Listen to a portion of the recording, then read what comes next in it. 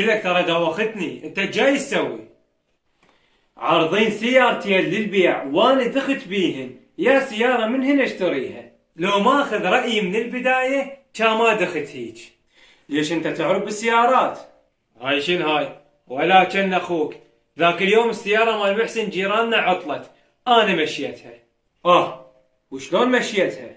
حقك بعدك ما تعرفني، انا واثنين ولد صحتهم وياي دفعناها وهي مشت. تدري انت مكانك مو هنا؟ لعد وين؟ يم حسين جيراننا تدفع السيارة مالته. والله دز لي اياهن خل اشوفهم بالواتساب. هذن راح ادز لك اياهن على الواتساب.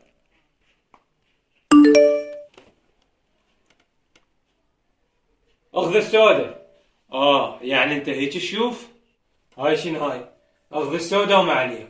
مو خاف تورطني وبعدين تعال وديها للفيتر وجيبها من الفيتر، وانا ما ابي يا حيل. لك بابا انا ويا ما احكي، لك ويا ما احكي انا. قلت لك اخذ السودة واسكت. يلا امر يلا شو اسوي؟ راح اخابره واتفق وياه على السودة. الو السلام عليكم، عارضين سيارتي للبيع. اي والله انا اريد السودة اختاريتها. اي هي غير 200. اي ها هي متفقين، هذا رقم حيل زي يمك. يلا حبيبي يلا الله وياك. اقول لك انت ميلك 200، مو عندي دراجة راح ابيعها ب150 وانا عندي 50، هاي 200,000. ليش هي 200,000؟ اي 200,000، واذا ما مصدق هاك شوف ايش كاتبين.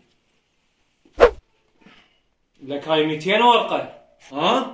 والله يمكن انا قريت بس ال200، الورقة ما قريتها.